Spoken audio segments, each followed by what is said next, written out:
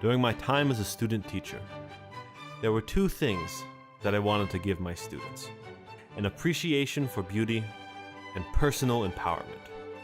Why those two things? Well, I've been very fortunate in my own life to have been exposed at a young age with a lot of beautiful things. The natural world, literature, music, and finally the arts. And of all my education, I found this to be the most valuable, because it's given me an appreciation for the world, our past, and struggle. And it's also helped me deal with things in my own life: anger, terror, tragedy, and depression. In any case, this has been so important to me that I wanted to make sure no student was without it. And empowerment. One of the things that my program has focused on is the need for justice. And recent events have shown that need to be a very real one. So what could I do? I realized personal empowerment.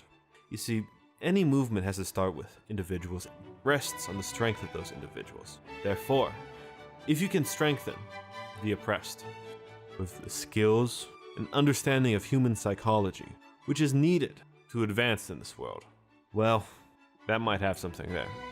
So, starting my student teaching, I had these two aims in mind. So I mustered my resources, aimed for it, and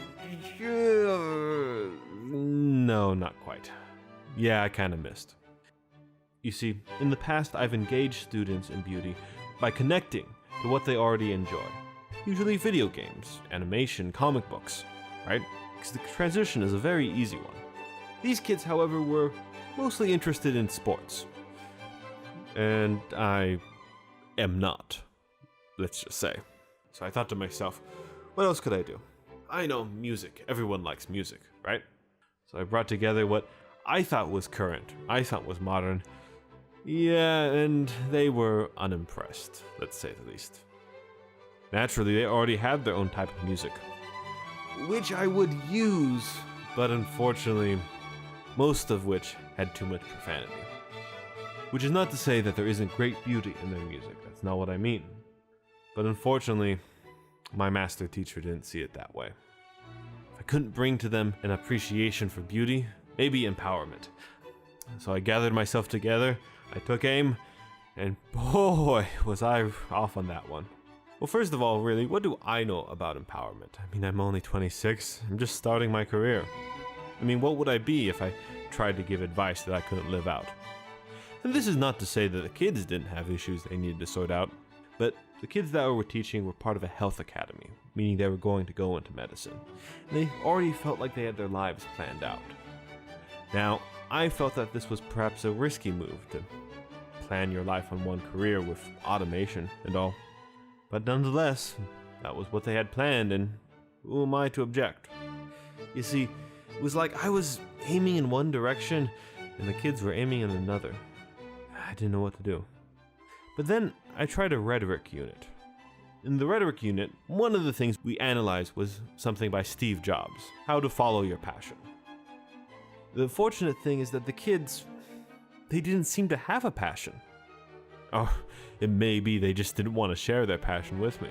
They just weren't inspired at it. They didn't have any drive.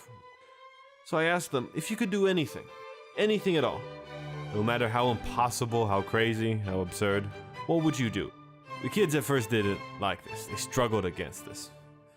But slowly, as they started to play along, something changed in their eyes. They actually started having fun with it. And I found this amazing. It was like never before teachers had asked them to imagine, to pretend, to dream. Now, I would like to say from this point it was all smooth sailing from there.